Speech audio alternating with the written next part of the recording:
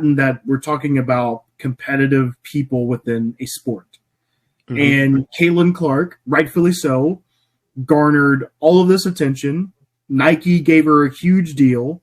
But you've got people that have been doing this for a long time that did not that they shouldn't or that they shouldn't have gotten any of the attention, anything like that, but they didn't at the time, right? Right? Like women's basketball has always been kind of overshadowed and overlooked, right? And so you've got these people being like, all right, well, like, I'm going to show you that she's not as good as you all think she is. That is like true competitiveness. That is what you should want in any respect, right?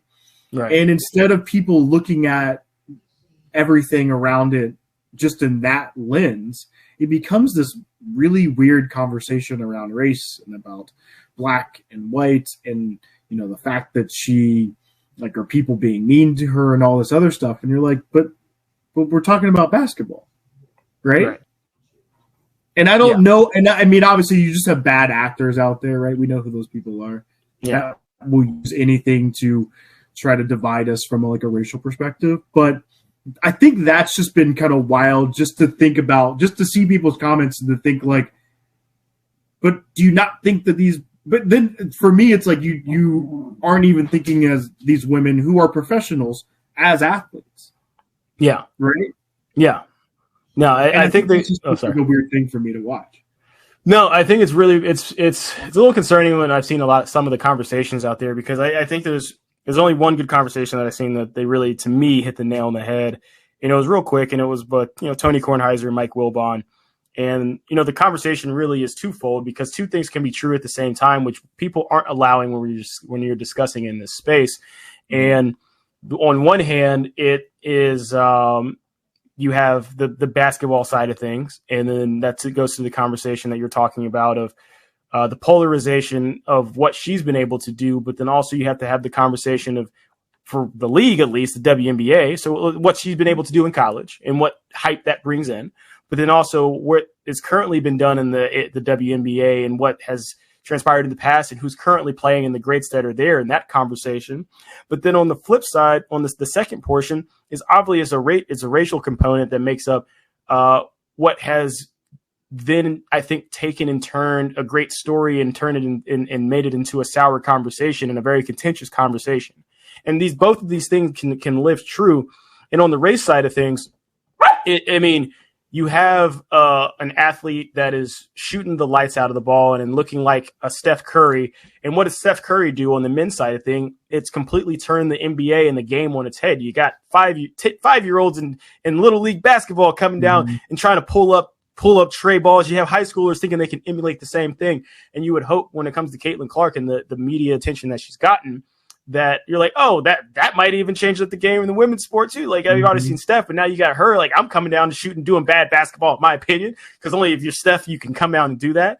But with the racial component, it comes down to, well, why is there that coverage being given to this person so much more so than what you had and how they were covered, say, for Angel Reese down in LSU? And you have to say, who is the largest demographic in America is white America.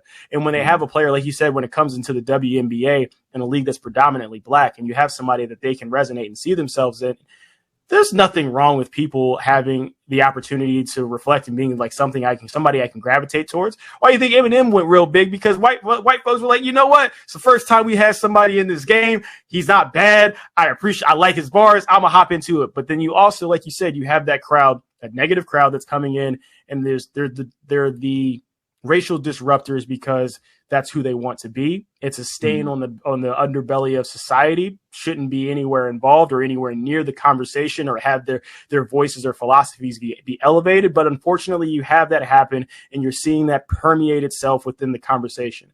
But it can be true that she is getting coverage because due to the skin tone and what resonates with the crowd. It'd be the same sense of having LeBron jumping into, or let's just go with Bill Russell back in the day, and you're having the African American crowd being like, I am supporting my player because, one, I see myself in him. They're a great player as well, and I want to see them succeed. And so that is a conversation that can wholeheartedly exist in this. And then on the flip side of things, on the second part, just the basketball conversation, you're having somebody that is polarizing.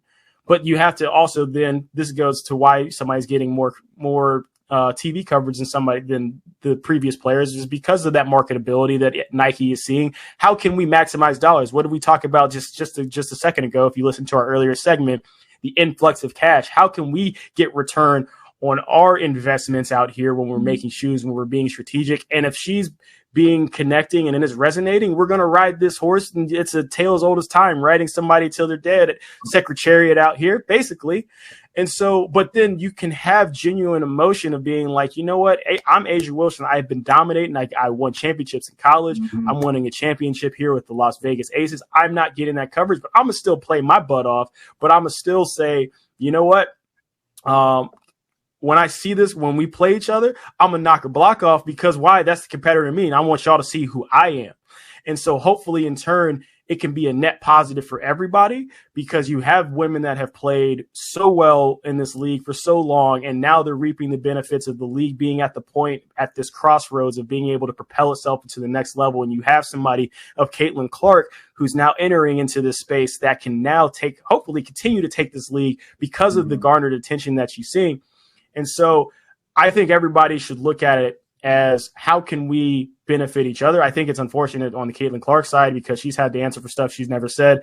And then obviously everybody wants you to come out and say and be the social justice warrior if you're not a part of the community and you're coming into a community that you're not necessarily the majority in, and you're the minority. So we want to make sure that we can invite you to the cookout. But that's how social media and everybody's trying to shifting conversations. But that's what some people want as well.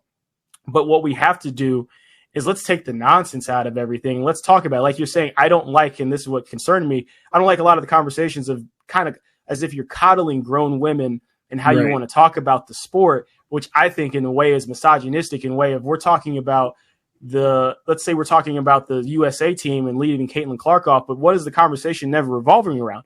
Who are you taking off? You're talking about, hey, we're using marketability, you can do X, Y, Z with this player, but we're not saying on a basketball level what this person is going to do versus the next person. And I think that conversation itself that's not being had, although I respect a lot of talking heads that have done it, I don't think they're giving the respect to the women that have been on these that are on the team and the stats that they're doing. Let's look at it from an X's and O's. Caitlin Clark wasn't shooting that well.